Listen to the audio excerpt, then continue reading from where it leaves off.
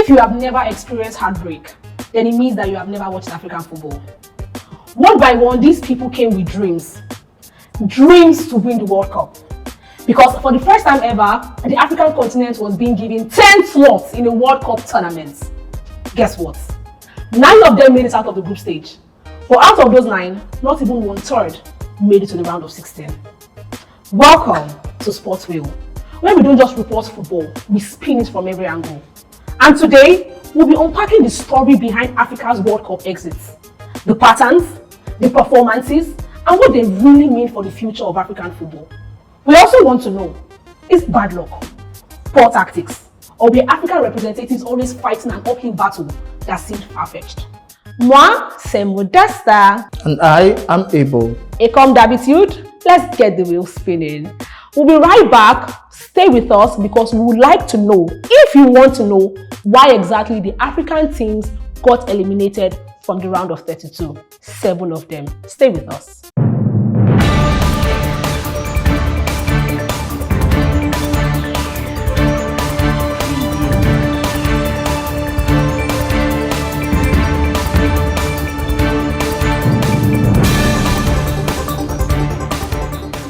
Morocco, Senegal, Ghana, South Africa, Tunisia, Egypt, Algeria, Cape Verde, DR Congo, and Ivory Coast. And we are down to 2, just Morocco and Egypt. Ebe, I'd like to know, what exactly was the reason, in your opinion, why out of 10 African teams, we only have 2 left, and we are not even in the semi-finals.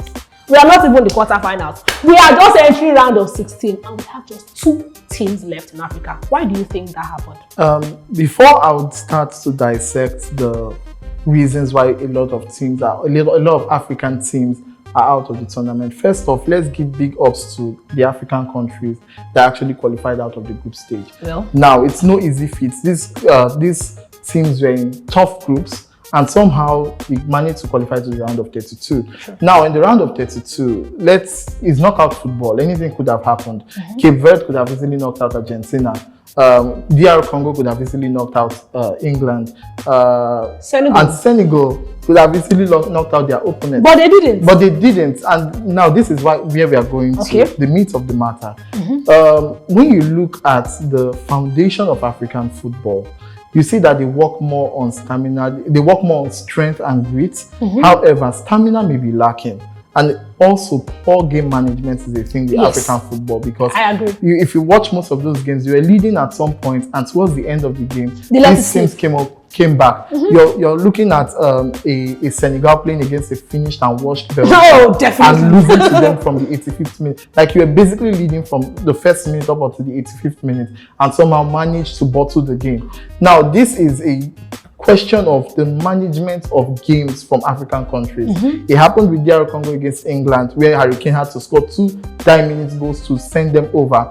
And the same thing happened with Belgium. This is a problem, like I've said earlier, with game management. You play, there are key positions in a particular team where towards the tail end of the game, as a manager, you have to substitute these players. You can't be playing full wing backs from first minute to 90 minutes. You have to substitute them, because if you look at the statistics of this World Cup, most of the attacks have come from the wings on almost every game.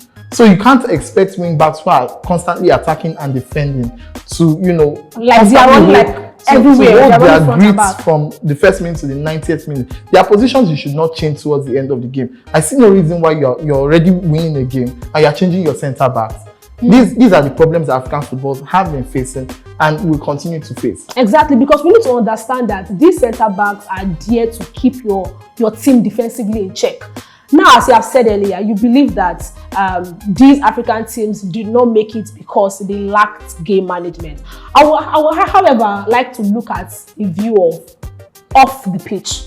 What has been happening off the pitch sometimes actually affects what happens on the pitch.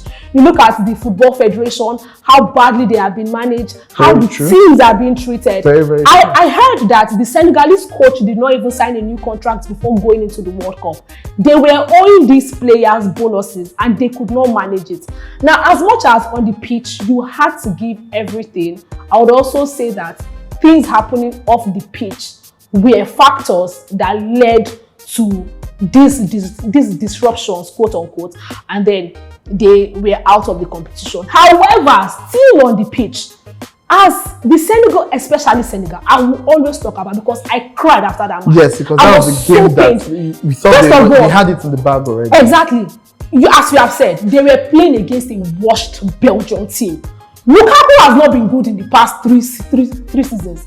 Kevin De Bruyne is not the Kevin De Bruyne who plays in Manchester City. And now you are telling me that a team that consists of players from Premier League, consists of Sadio Mane. However, he's older now. However, it doesn't matter that he's older, because he wants something with Al Nassr. We are looking at Ismail Assar. We are looking at Gueye. You have the top dogs in your team, and you still could not defeat Belgium. You had them on chokehold up to the 80th minute, and in less than 5 minutes, Belgium scored 2 goals, and then they had to wait to give you the third one just to have a winner against you.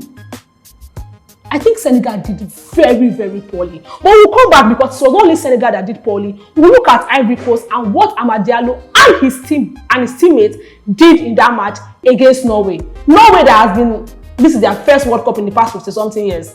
And then you allow Norway to beat you. We'll be right back.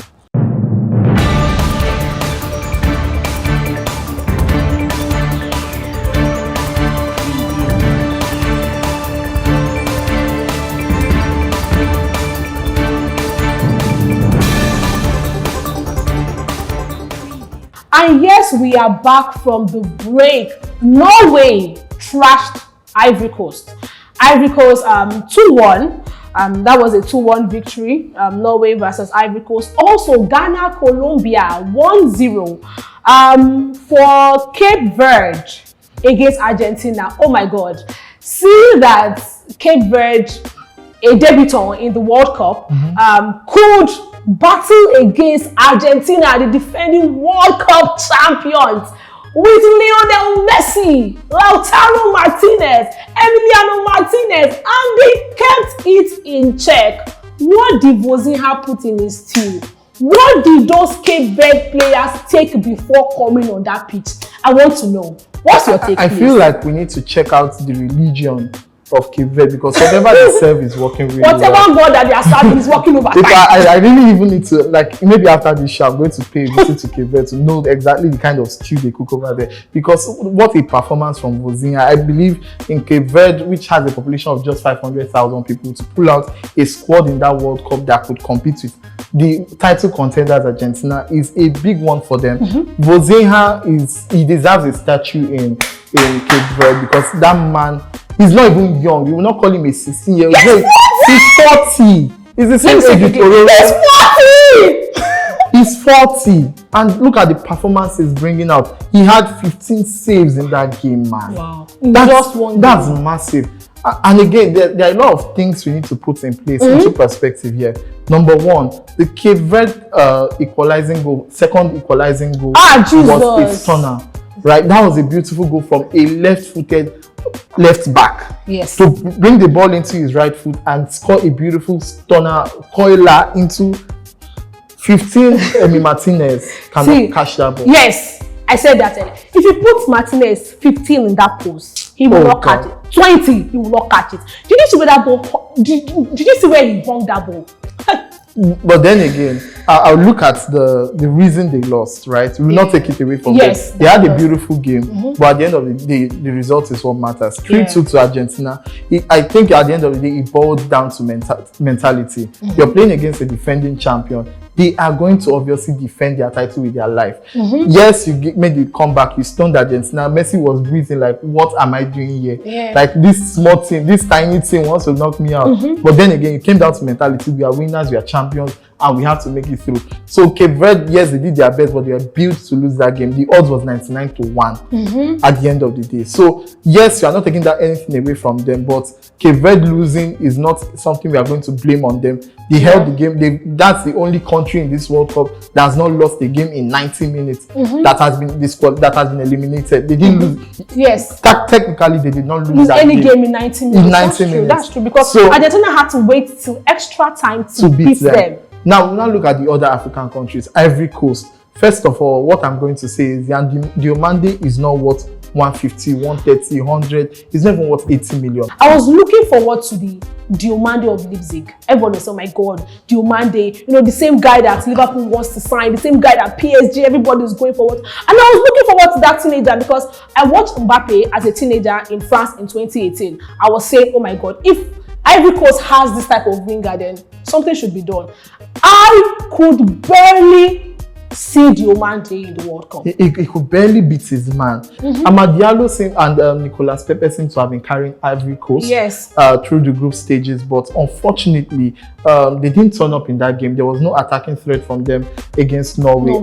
And I'm going to give it to Norway, right? This is their first time in this World Cup. However, you always attribute it to their lot of European players in that team. Erling Haaland is the best striker in the world, alongside Harry Kane. We have Alexander Sørloth, who is also a threat and a fox in the box, good with area balls. You have Martin Odegaard, who is a magician in Arsenal. So you have Christian Norgard. You have a lot of players who sit in that Norwegian team that obviously you knew they are going to go somewhere. I don't see them winning it anyway, but not for a team like Ivory Coast to beat. So yes, big one to them. And then again, they held the game to a 1-1 draw to the end of the game when Erling Haaland scored that stunner.